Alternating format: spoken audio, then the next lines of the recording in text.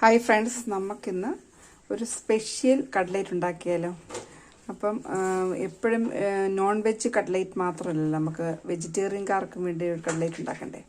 അപ്പം ഞാൻ 2 ദിവസം മുമ്പ് കൂൺ കട്ട്ലേറ്റ് ഉണ്ടാക്കിയിട്ടുണ്ട്. അതെല്ലാവരും പോയി കാണും, വളരെ ഹെൽത്തിയാണ്.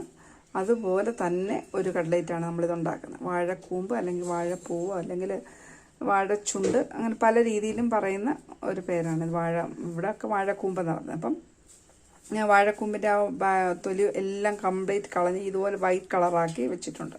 ഇനി നമുക്കിത് ചെറുതായിട്ട് കൊത്തി അരിയണം കേട്ടോ.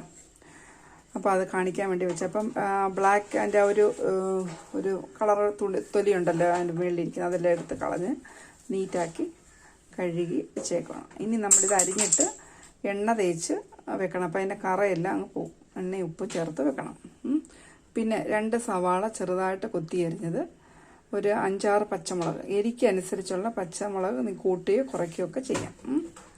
പിന്നെ വേണ്ടത് നമ്മുടെ ഇഞ്ചി വെളുത്തുള്ളിയുടെ ഒരു മിശ്രിതം. പിന്നെ ഞാൻ 2 ഉരുളക്കിഴങ്ങ് വേവിച്ച് ഉടച്ച് വെച്ചിട്ടുണ്ട്, മഞ്ഞൾപ്പൊടി ഉപ്പും ചേർത്ത്.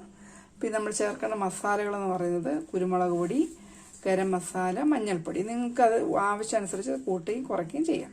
അപ്പോൾ ഇത്രയേ ഉള്ളൂ. ഇനി നമുക്ക് ഈ വാഴക്കൂമ്പ് അരിയാം.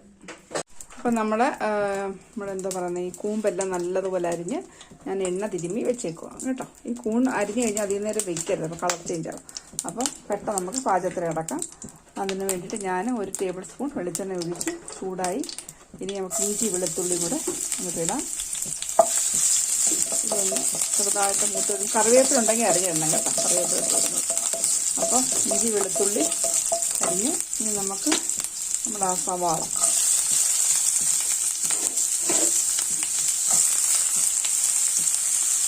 ഈ 1 കിലോയൊക്കെ ഒന്ന് മൂത്താണ്.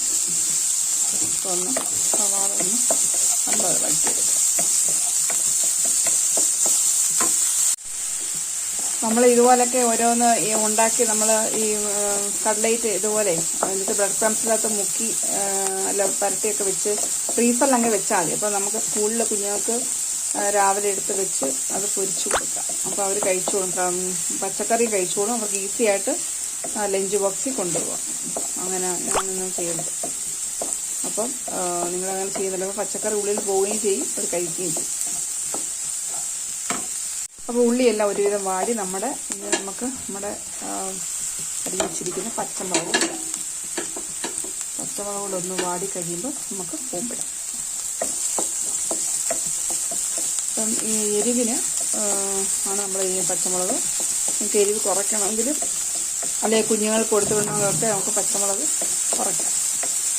പച്ചമുളകാണ് ഇതിൻ്റെ ഒരു ടേസ്റ്റ് കേട്ടോ. അപ്പം പച്ചമുളക് ഇടുന്ന നല്ലത്. ഇനി നമുക്ക് കൂമ്പിടാം.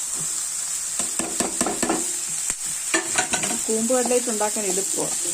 ഈ ഇല അരിയുന്ന ഒരു ഇതേ ഉള്ളൂ, പെട്ടെന്ന് അത് ബോക്സ് ചെയ്യും. നിങ്ങൾക്ക് ഇതിൻ്റെ കൂടെ നമ്മുടെ ചെറുപയർ വേണമെങ്കിൽ ഇടാം, മുളപ്പിച്ചിടാം, അല്ലെങ്കിൽ ചെറുപയർ പുഴുങ്ങിയിടാം. അതിന് വേറൊരു ടേസ്റ്റാവും. പിന്നെ മസാല നമ്മൾ കുരുമുളകും ഞാൻ ഗരം മസാല മാത്രമേ ഇടൂ. പക്ഷേ നിങ്ങൾക്ക് വേണമെങ്കിൽ മുളക് പൊടി ഇടാം. അതൊക്കെ ഓരോരുത്തരുടെ ഓപ്ഷനാണ്. ഇങ്ങനെ ടേസ്റ്റ് മാറ്റി നമുക്കുണ്ടാക്കാം. നമ്മുടെ ലക്ഷ്യം കുഞ്ഞുങ്ങളെ കൊണ്ട് പച്ചക്കറി കഴിപ്പിക്കുക. പിന്നെ അതുപോലെ തന്നെ വെജിറ്റേറിയൻകാർക്ക് ഒരു കട്ട്ലേറ്റ്. ഇത് മുട്ടയ്ക്ക് പകരം നമ്മൾ ലാസ്റ്റിൽ മുട്ട നമ്മൾ മുക്കുന്നതിന് പകരം മൈദയോ കോൺഫ്ലവർ പൊടിയോ നമുക്ക് യൂസ് ചെയ്യാം. ഞാൻ മുട്ട യൂസ് ചെയ്യുന്നു. മുട്ട കഴിക്കാത്തവരായിരിക്കും കേട്ടോ. നല്ല ടേസ്റ്റുള്ള ഒരു കട്ട്ലേറ്റാണ്. ഇനി നമുക്ക് നമ്മൾ എടുത്ത് വെച്ചേക്കുന്ന പൊടികൾ ചേർക്കാം. ഗരം മസാല, കുരുമുളക് പൊടി, മഞ്ഞൾപ്പൊടി.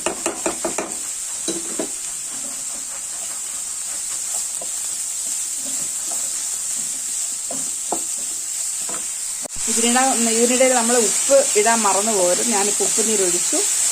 ഉരുളക്കിഴങ്ങ് ഓൾറെഡി ഉപ്പിട്ടാണ് നമ്മൾ വേവിച്ചത്. അപ്പം ഒരു 3/4 വേവായിട്ടുണ്ട്. കുറച്ചുകൂടെ ഒന്ന് കഴിഞ്ഞിട്ട് നമുക്ക് ഉരുളക്കിഴങ്ങ് ഇടാം. ഓക്കെ.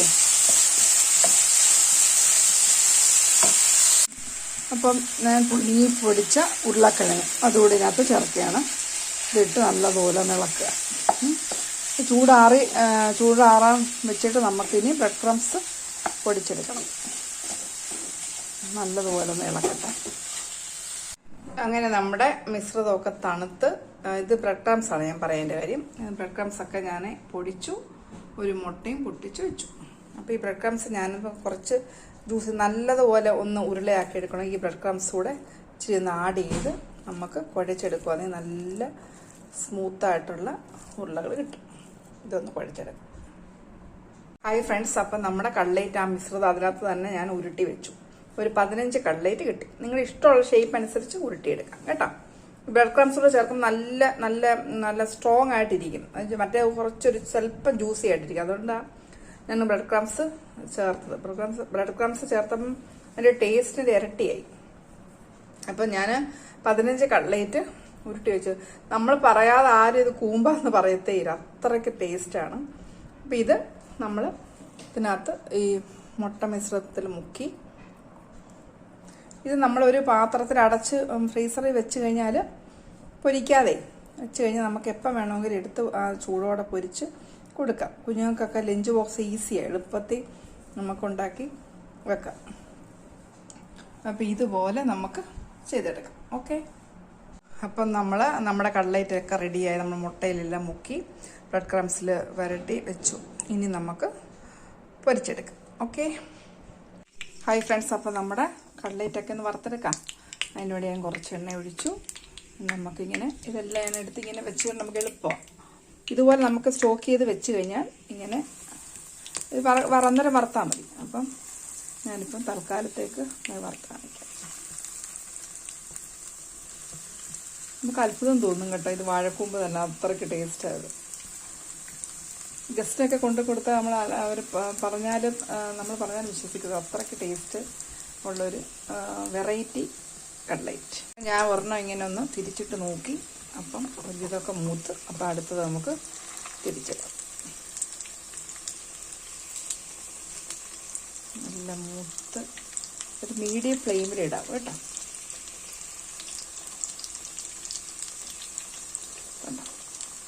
പൊടിഞ്ഞു പോകാതെ സൂപ്പറായിട്ട് കിട്ടും. കണ്ട, നമ്മൾ പൊരിച്ച് എടുത്ത് മാറ്റി വെച്ച് സൂപ്പർ കട്ട്ലേറ്റ്. പൊടിഞ്ഞൊന്നും പോയിട്ടില്ല കേട്ടോ. ഇനി അടുത്ത സെറ്റ് ഞാൻ ഇട്ടിട്ടുണ്ട്.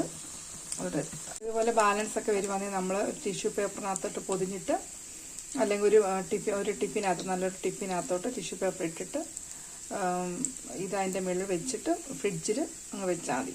ഫ്രീസറിൽ വെച്ചേക്കുന്നത് നല്ലത് കേട്ടോ. അപ്പോൾ ആവശ്യത്തിന് ഒരു മണിക്കൂറിന് മുമ്പ് എടുത്ത് വെച്ചിട്ട് പൊരിച്ചെടുത്താൽ മതി. ഹായ് ഫ്രണ്ട്സ്, അപ്പം നമ്മുടെ വാഴക്കൂമ്പ് കട്ട്ലേറ്റ് റെഡി. കണ്ടാൽ പറയൂ വാഴക്കൂമ്പ് കട്ട്ലേറ്റ് ആണെന്ന്. കഴിച്ചാലും പറയത്തിന് അത്രയ്ക്ക് ടേസ്റ്റാണ്. അപ്പോൾ എല്ലാവരും ഇത് ചെയ്ത് നോക്കുക. പ്രത്യേകിച്ച് വെജിറ്റേറിയൻകാർക്ക് ഒരു വലിയ ഒരു നല്ല ഗിഫ്റ്റാണ് ഈ വാഴക്കൂമ്പ് കട്ട്ലേറ്റ് എന്ന് വെച്ചാൽ. ഈ നിങ്ങൾക്ക് മുട്ട കഴിക്കത്തില്ലെങ്കിൽ മുട്ടയ്ക്ക് പകരം മൈദ കലക്കി അല്ലെങ്കിൽ കോൺഫ്ലവർ കലക്കി ചെയ്താൽ മതി കേട്ടോ. മുട്ട പോലും കഴിക്കാത്ത വെജിറ്റേറിയൻകാരുണ്ടല്ലോ. മുട്ട കഴിക്കുന്നവരാണെങ്കിൽ ഓക്കെ. നല്ല ക്രിസ്പി ആയിട്ടിരിക്കും.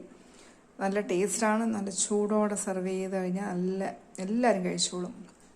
പ്രത്യേകിച്ച് ഹെൽത്തി ആയിട്ടുള്ള ഒരു 4 മണി പലഹാരമാണ്. ഡീപ് ഫ്രൈ ചെയ്തില്ലെങ്കിലും കുഴപ്പമില്ല, ശാലോ ഫ്രൈ ആയാലും മതി. ഓക്കെ, അപ്പോൾ എല്ലാവരും ചെയ്ത് നോക്കുക.